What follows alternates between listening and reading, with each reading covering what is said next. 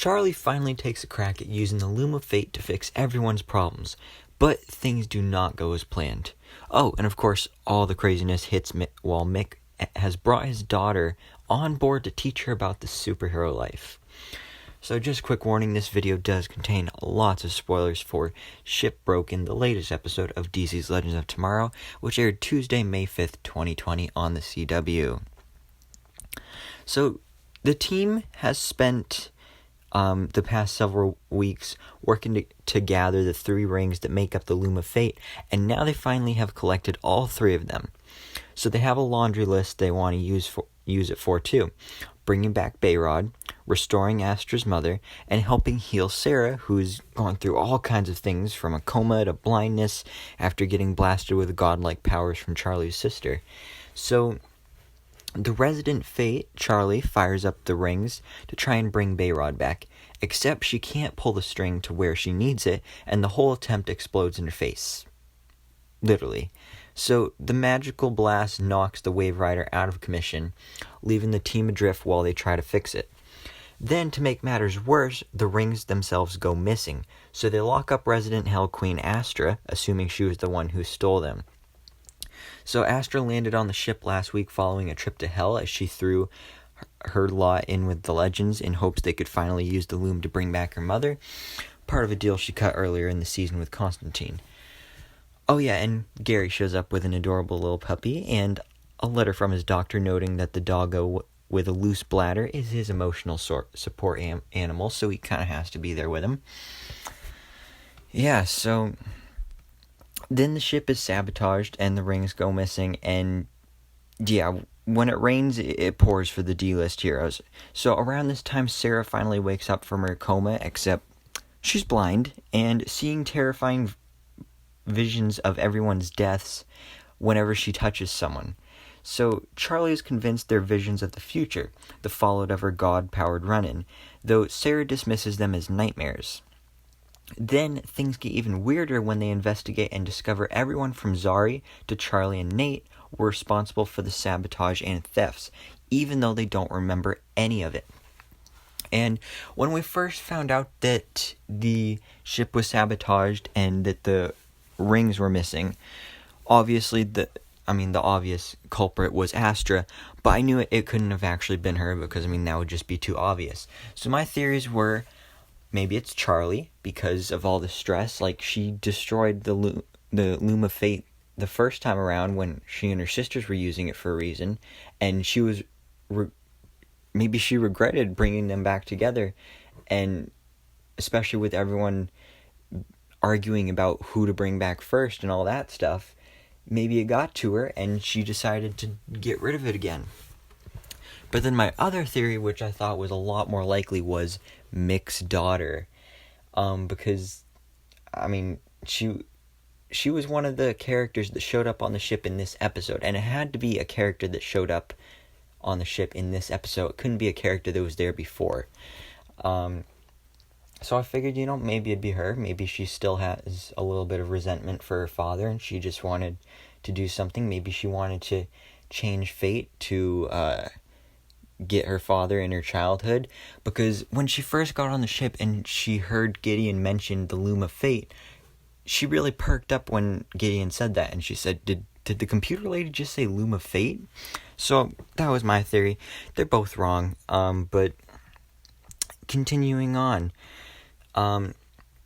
With Saras Visions, it turns out Charlie's actually right, and Sara is seeing the future, and she manages to use her newfound powers to figure out the cause of all this chaos is Gary's new therapy dog.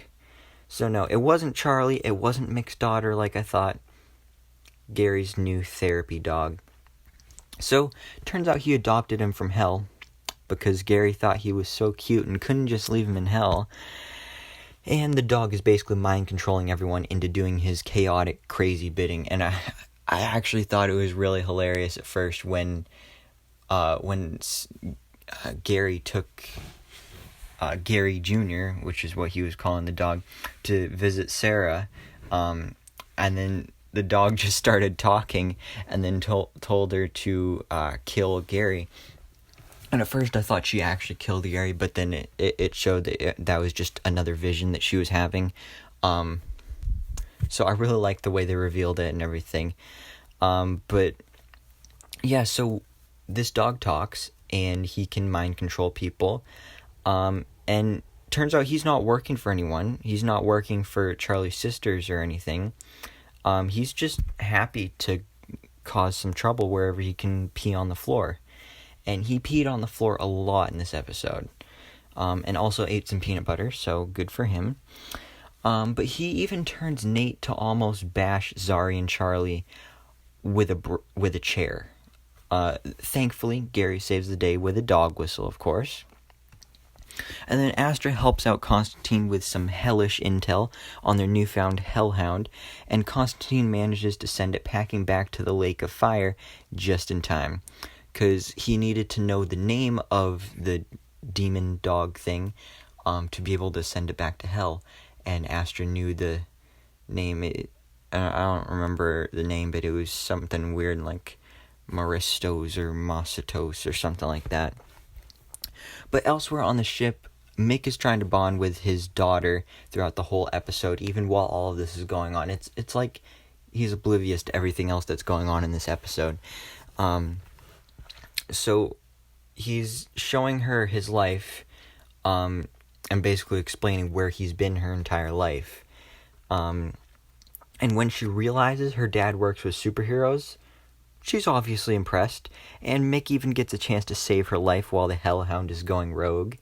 And she also gets tempted by the age-old time travel cheat to make yourself rich, which drives a rift between her and Mick for a moment, as he sees himself in her, but not in a good way.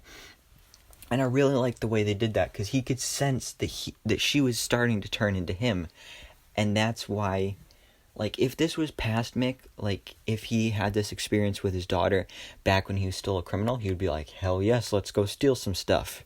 But now that he's changed, he's a changed man, like, knowing that he has a daughter really changed him. So now he's like, no, I don't want you to make the same mistakes that I did. And I really like seeing this side of Mick, because he's made a lot of mistakes in his life and doesn't want her to repeat them. So this is a really sweet moment, and you can see he really does mean well. But, of course, it's not the weekend he had planned, obviously, because he was thinking, oh, I got some tickets for the roller derby. Let's go. Probably gonna see some people get beat up, see a bunch of cleavage, all that good stuff. But she was like, nope. What about the mall? Nope. She wanted to study for her history test, so that's why he eventually took her to the ship in the first place. But